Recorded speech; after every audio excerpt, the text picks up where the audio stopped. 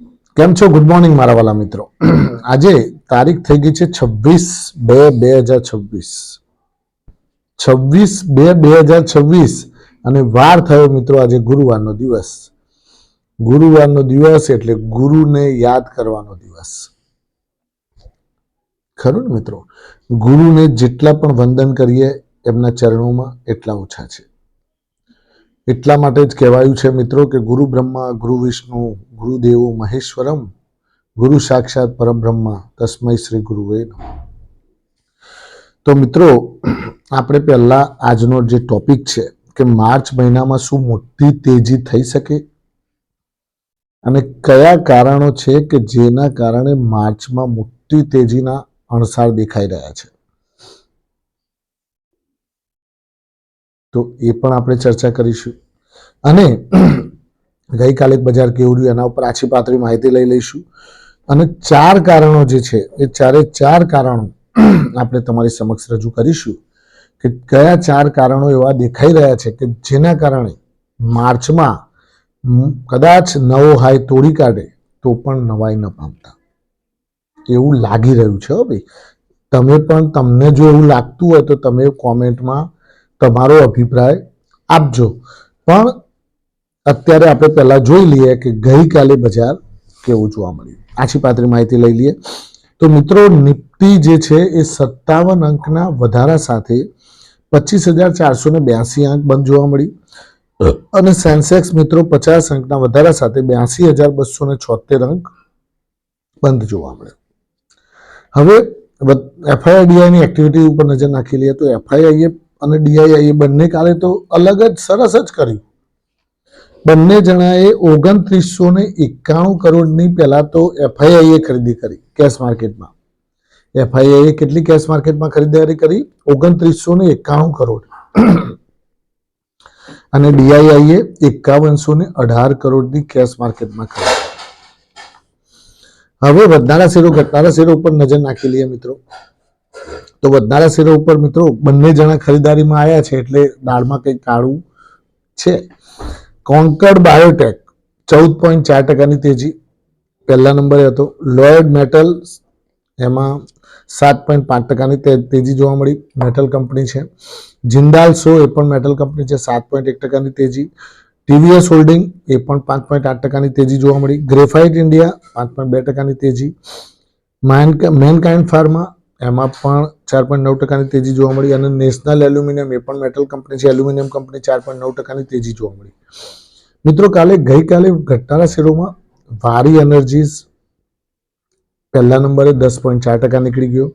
Premier energies 6.1% નીકળી ગયો. આ બંને કેમ નીકળી ગયા ખબર છે? અમેરિકાથી રિન્યુએબલ એનર્જી ઉપર કંઈક આ લોકો ડોનાલ્ડ ટ્રમ્પે પાછું કંઈક દખલો કર્યો, એના કારણે ત્યાં આની અસર જોવા મળી છે. વેલસ્પન લિવિંગ 5.1%ની મંદી. આઈઆરએફસી 4.5% નીકળી ગયો. એનો ઓએફએસ આવ્યો છે. ઓએફએસના કારણે એમાં આછી પાતળી મંદી જોવા મળી રહી છે, પણ બહુ ગભરાવાની જરૂર નથી. આઈઆરએફસી એકદમ સ્ટાન્ડર્ડ છે અને લોંગ જર્ની માટે બહુ સારો છે. એફએસએલ મિત્રો 4.1% નીકળી ગયું. બહુ 52 વીક લો ઉપર આવી ગયો છે એફએસએલ મિત્રો, 219 રૂપિયાની આસપાસ. સેલો વર્લ્ડ 3.3% નીકળી ગયો અને સ્વાન કોર્પ 3.1% નીકળી ગયો. આ વાત થઈ ગઈ ગઈકાલના બજારની. હવે વાત કરીએ મિત્રો આજના બજારે. આજનું તો બજાર ચલો ગિફ્ટ નિફ્ટી લગભગ 50 અંકની આસપાસ પ્લસ બતાવી રહી છે, પણ આજે મિત્રો બીએસસી બોમ્બે સ્ટોક એક્સચેન્જના દરેક કોન્ટ્રાક્ટની આજે એક્સપાયરી છે. એટલે બોમ્બે સ્ટોક એક્સચેન્જની આજે કોન્ટ્રાક્ટની એક્સપાયરીના કારણે આજે એમાં પણ જોરદાર હલચલ જોવા મળશે મિત્રો. આજે ગુરુવારનો દિવસ છે એટલા માટે. હવે વાત કરીએ મુદ્દાની. તો માર્ચ મહિનામાં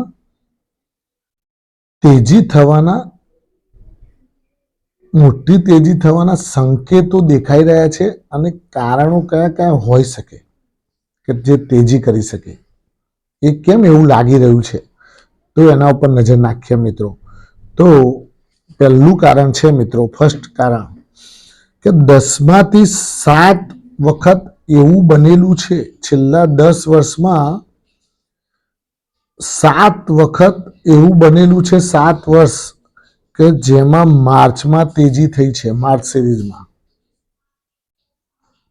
આ બધું તમે માર્કિંગ નહીં કર્યું હોય.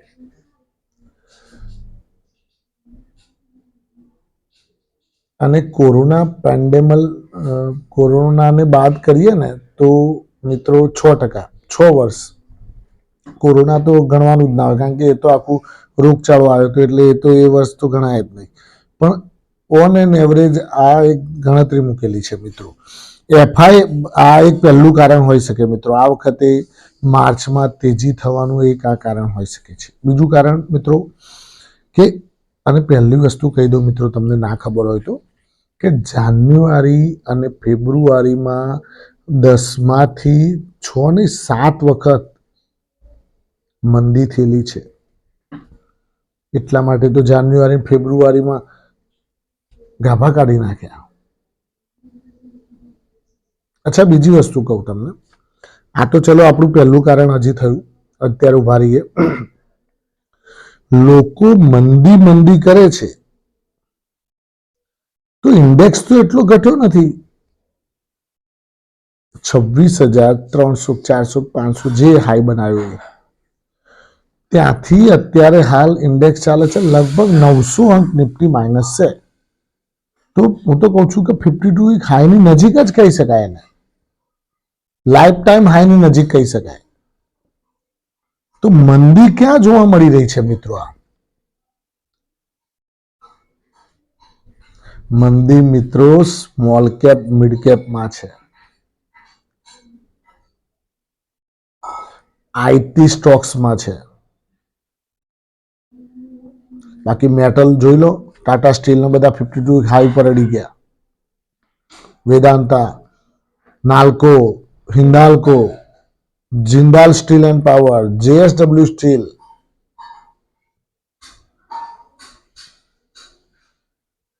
સેક્ટરલ રોટેશન ચાલે છે.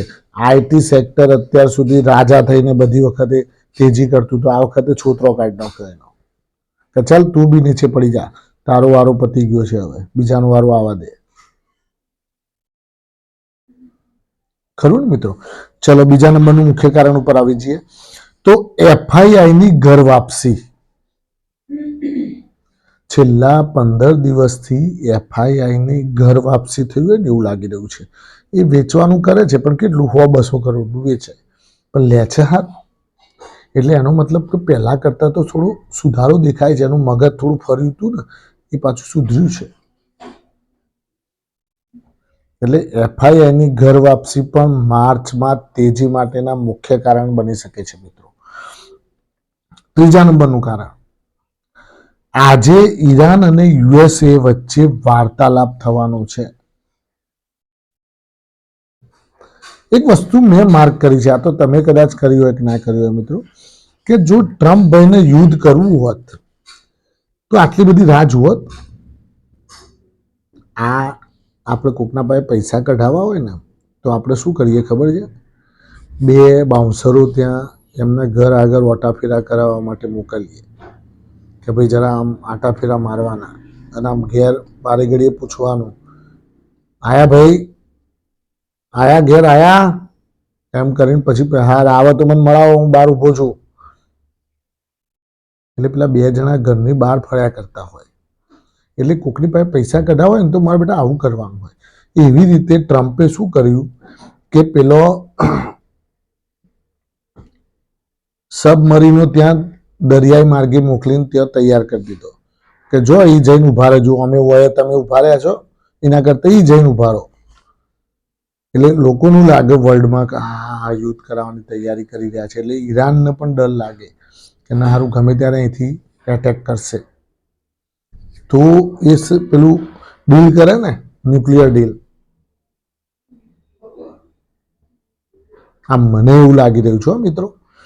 બાકી યુદ્ધ કરવાનું હોત તો ક્યાંનો બોમ્બ તોપગોળો ફોડી નાખ્યો હોત. પણ ના, ટ્રમ્પને ન્યુક્લિયર ડીલમાં રસ છે, એને મારામારીમાં રસ નહીં. એને તો એનું વસ્તુ જોવે છે, એમાં રસ છે. કંઈક તો તોડ કાઢશે જ.